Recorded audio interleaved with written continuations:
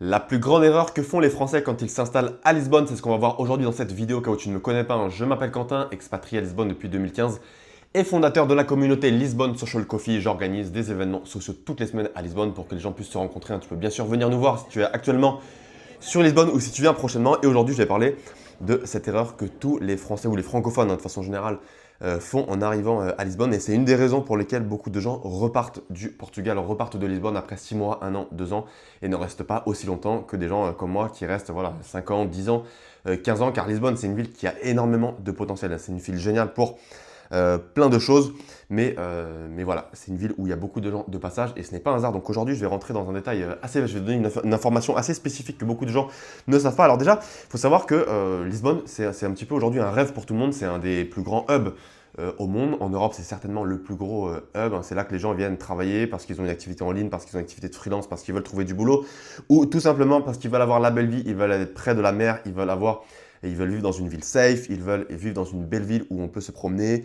ils veulent vivre dans une ville où 300 jours de l'année, on a le ciel bleu et le soleil. Ils veulent une ville au sud de l'Europe où le climat est bien plus agréable qu'à Paris, qu'à Bruxelles, qu'à Londres, qu'à Berlin. Et ça, clairement, je suis entièrement d'accord, hein. Lisbonne, c'est une ville géniale pour plein de choses, hein. Moi, ça fait 11 ans que je suis ici, donc c'est pas un hasard. C'est vraiment une ville que j'adore. C'est une ville où on a tout pour se sentir bien. Pour moi, c'est certainement la meilleure ville où on peut vivre aujourd'hui, en tout cas près des pays, près de la France, près de la Belgique. C'est sans aucun doute la meilleure ville, selon moi, pour s'expatrier. Mais d'ailleurs, si vous êtes actuellement sur Lisbonne et que vous parlez aux expatriés autour de vous, vous le verrez, la plupart des gens vous disent qu'ils sont là depuis 1 mois, 6 mois, 1 an. C'est rare de voir des gens qui sont là depuis 10 ans. Et ça, c'est pas un hasard. En fait, il y a pas mal de raisons qui s'expliquent. Et je pense que l'erreur que beaucoup de gens vont faire, c'est penser que la vie sociale va se créer naturellement. C'est vrai, quand on est dans sa zone de confort, qu'on est à Bruxelles, qu'on est à Paris, on a ses parents, on a ses amis d'enfance, on a tous ses repères. Et quand on va à Lisbonne, malheureusement, ça ne va pas se faire en claquant des doigts. Vous n'allez pas vous créer un bon cercle d'amis, vous n'allez pas trouver votre prochain petit ami ou petite amie, donc masculin ou féminin, en claquant des doigts en quelques jours. Ça met du temps, il faut se créer des habitudes qu'on avait par exemple quand on était en France et qu'on n'a plus ici à Lisbonne. Et surtout, Lisbonne, c'est une ville d'expats et de voyageurs. Donc il y a beaucoup de comme on dit, beaucoup de turnover, il y a beaucoup de gens qui arrivent, il y a beaucoup de gens qui partent. Et la réalité des expats, c'est que vous allez rencontrer beaucoup de digital nomades, beaucoup d'Erasmus, beaucoup de touristes, beaucoup d'expats qui restent quelques mois. Et en fait, je croise plein de gens, et moi c'était mon cas au départ, qui se font des amis et qui au bout de 2 mois, qui au bout de 3 mois, se retrouvent à nouveau sans amis et doivent rechercher à nouveau des nouvelles personnes avec qui sortir, avec qui connecter, avec qui échanger sur des thèmes comme le travail, sur les sorties du week-end, etc. etc. Et si beaucoup de gens ne repartent, alors il y a pas mal de raisons à ça, hein. Il y a aussi le côté financier, donc là je ne vais pas l'aborder dans cette vidéo, j'en parle régulièrement sur la chaîne, hein, le fait que les salaires ne sont pas indexés sur le coût de la vie ici à Lisbonne.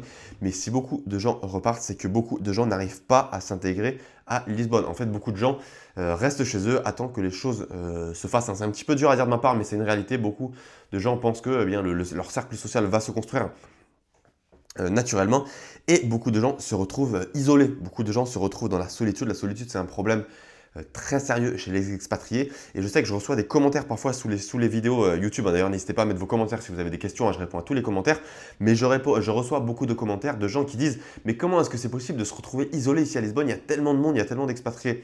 Certes, mais si vous restez chez vous, si vous allez uniquement au même restaurant, si vous allez uniquement au café en bas de chez vous, les gens ne vont pas venir jusqu'à vous. Si par exemple vous êtes célibataire et que vous n'utilisez pas des applications de rencontres ou vous n'allez pas à des événements de dating, les rencontres ne vont pas se faire en se claquant des doigts. Et beaucoup de gens n'arrivent pas à avoir des amis proches, ont des relations temporaires, et on dirait même une fatigue sociale.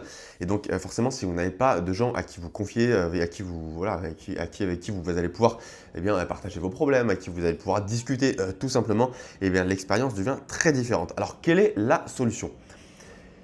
Il y a pas mal de sites aujourd'hui qui vous permettent d'aller dans des rencontres sociales, qui vous permettent d'aller à des événements pour rencontrer des gens de la même façon que ces mêmes gens veulent rencontrer des gens. Je pense notamment à l'application Meetup, je pense à Instagram, je pense à Facebook, je pense à un site comme Couchsurfing, je pense à un site comme Eventbrite, où vous avez énormément d'événements. Et il y a beaucoup de villes dans le monde, hein. Récemment j'étais en Thaïlande, j'étais à Phuket, où ces applications, mais il n'y a pas grand-chose. Franchement, Meetup par exemple, il n'y a pas grand-chose. Il me semble qu'en Thaïlande, tu avais quoi, 2-3 événements par semaine.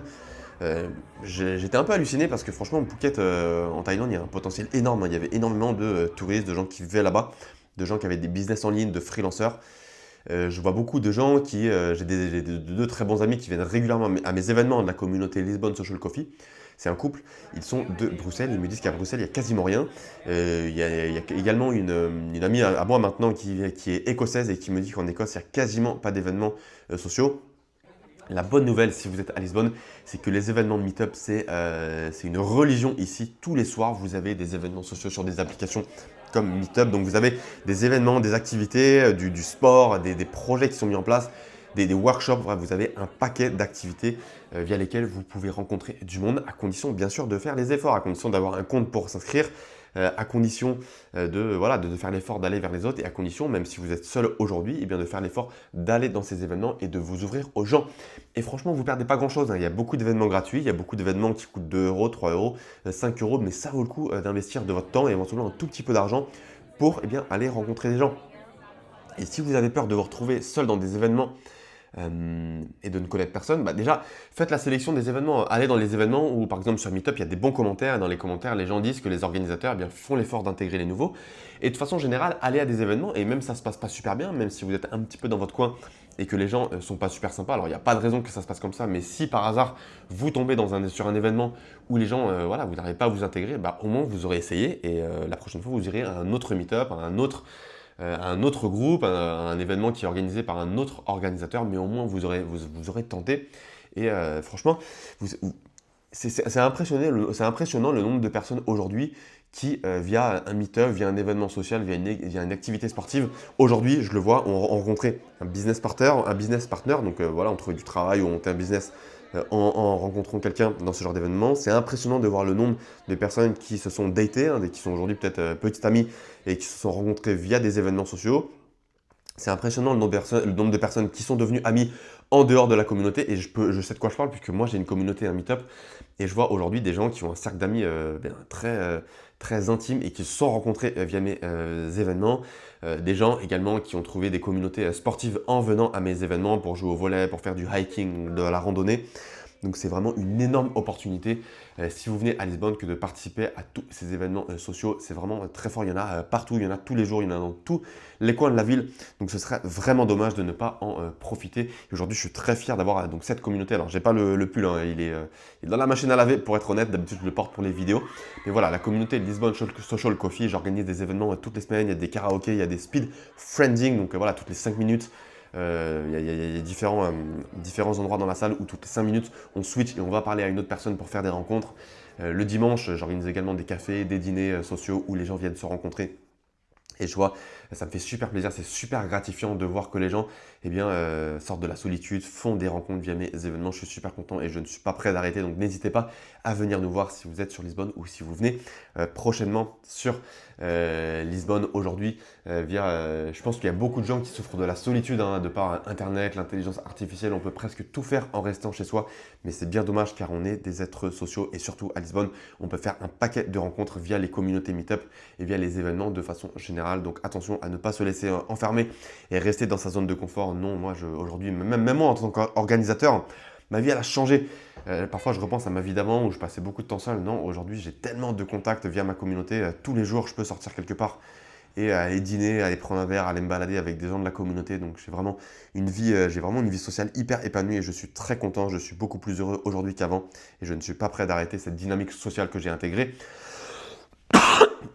dans ma vie. Voilà donc pour cette vidéo, vous le comprenez, pour avoir une bonne vie à Lisbonne, il y a énormément de potentiel, il y a énormément d'expatriés, mais il faut faire l'effort d'aller dans des événements pour faire des rencontres et pour avoir une vie sociale beaucoup plus épanouie, beaucoup plus intense, beaucoup plus dynamique et les opportunités ne manquent pas ici au Portugal.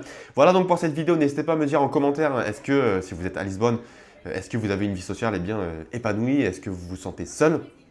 Si vous êtes même dans une autre ville que Lisbonne, est-ce que vous vous sentez seul? Dites-le moi dans les commentaires. Moi, j'ai des périodes de solitude, donc il n'y a pas de honte à le dire. Je réponds à tous les commentaires. N'hésitez pas également à vous abonner à la chaîne. Un petit pouce bleu également. Ça fait super plaisir, ça m'aide au référencement. Et je vous dis à très bientôt pour une prochaine vidéo sur Lisbonne. Ciao, ciao!